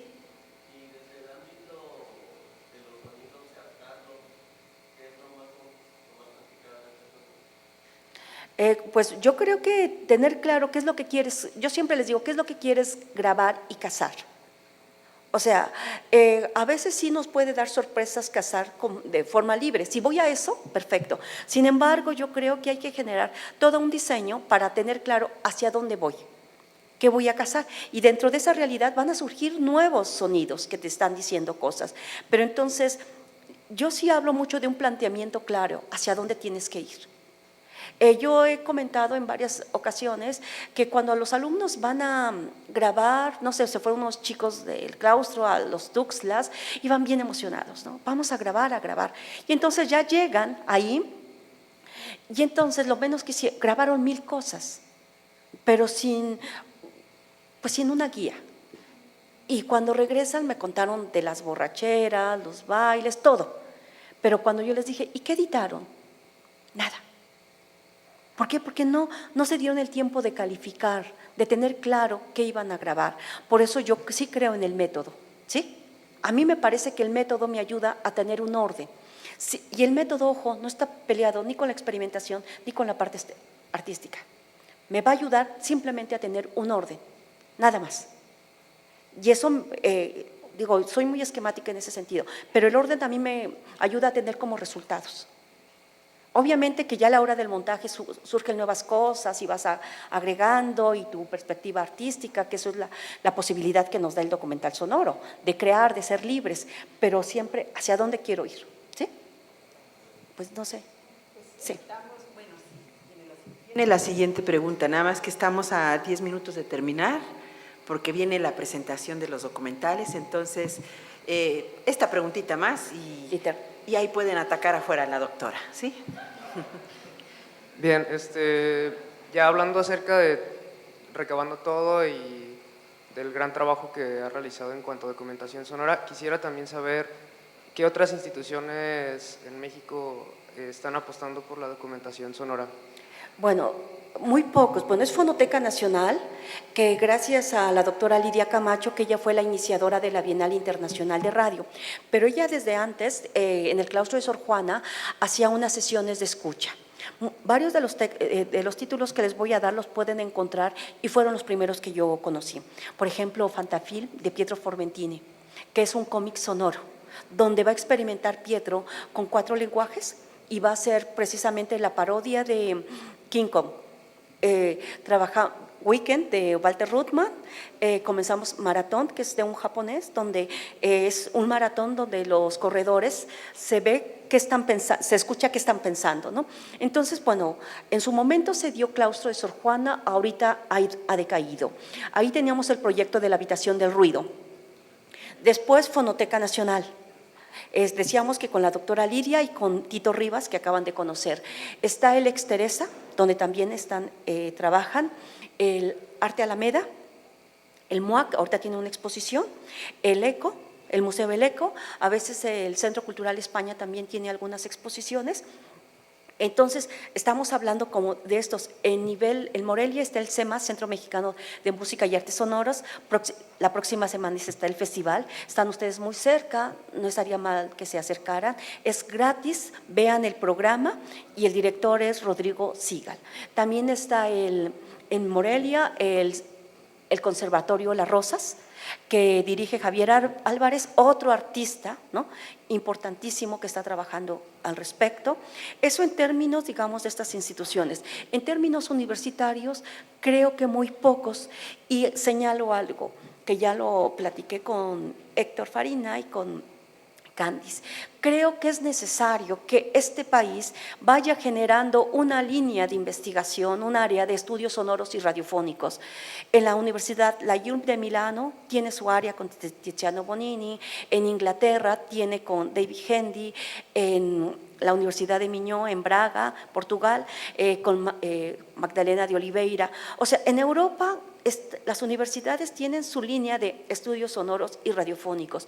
En México no conozco ninguna universidad, ninguna, que lo tenga. Lo estamos impulsando en la Autónoma de la Ciudad de México y en el posgrado, en el doctorado de Ciencias Políticas y Sociales, la directora me dijo, vamos a lanzarlo. Y entonces, a aquellos que tienen investigación al respecto, de sonido y de radio, me los mandan. Pero creo que falta mucho trabajo. Son asignaturas pendientes y creo que es necesario que se esté haciendo. Y la Universidad de Guadalajara en general, durante las bienales se distinguió con propuestas muy interesantes. Creo que al abrir Sonodoc, ¿sí?, se está dando como un paso. Yo lo que haría es impulsar esto, ¿no?, y seguir trabajando, y ojalá que ustedes sean los pioneros en esta línea de investigación. Pues yo creo que esto, podríamos seguir horas con la doctora, a mí me emboba siempre, pero bueno, podemos quizás en un cafecito después, como ella dice, a la mexicana, platicar más ampliamente. Lo que sí es interesante señalar es esto que ella dice, ustedes ya aquí, su institución ya dio un primer gran paso, sería una pena que lo dejaran ahí. Y me decían ayer en las entrevistas, ¿cómo hacerle? Demándenlo. Dicen que muchas veces en la radio y en la televisión los públicos no demandan más porque no conocen más. Ustedes ya conocieron más, demándenlo, se lo merecen. Y cumplan sobre todo con algo muy importante. A mí, yo quiero felicitarlos también, porque el primer día había que estarles diciendo todo el tiempo, cierren los ojos, y tuvimos que mandar traer los antifaces para que estuvieran con los ojos cerrados. Y ayer, en las sesiones que tuvimos en el bar, me dio muchísimo gusto ver que en automático, cuando ponían los audios, cerraban los ojos los que no tenían antifaces. Esto es así como para ponerme a aplaudir, pero si de por sí dicen que ya estoy loca, digo, bueno, todavía ni acá ya va a aplaudir, ¿no? Entonces, eso fue, de veras quiero felicitarlos y sobre todo agradecérselos, porque fue una muestra de respeto al trabajo que se les presentó aquí. Ver también todas esas sesiones que escucharon con tanta atención allá abajo, se los trajimos con mucho afecto y, como dice la doctora, con este afán de empezar a mostrarles cómo se hace la escucha, que es lo que preguntaba la compañera, así, buscando escuchar, haciendo sesiones. En Sonodoc les vamos a seguir ofreciendo este tipo de materiales. Busquen también los que la doctora les ha presentado y cierren los ojos. Tienen un montón de material. Ella, cuando nos da las clases así, porque compartimos aula en la Universidad de la Ciudad de México, ella busca mucho en YouTube y en Google y encuentra una cantidad de materiales impresionantes. Búsquenlos también. Y algo que es importantísimo, sí es cierto que nos está moviendo y conmoviendo la realidad que vivimos. Como investigadores sociales tenemos la obligación, primero la necesidad de conocer, la curiosidad de saber y de explicarnos, como dice ella. Bueno, ya que estamos actuando así como investigadores sociales, como comunicadores, tenemos la obligación de devolverle a quien nos inspiró, que son las personas que nos rodean, devolverles en trabajos serios, bien hechos, bien estructurados, esta realidad en la que se pueden espejear y, ¿por qué no?, intentar hacer cambios en todo esto que nos está dañando y que nos está afectando. Les agradezco muchísimo a ustedes habernos acompañado en todo esto. Yo no volveré a aparecer en el escenario. Agradezco infinito a la doctora, que dejó muchísimas cosas allá en sus universidades para estar con nosotros. Y bueno, vamos al final de este encuentro de Sonodoc. Muchísimas gracias a todos. Gracias.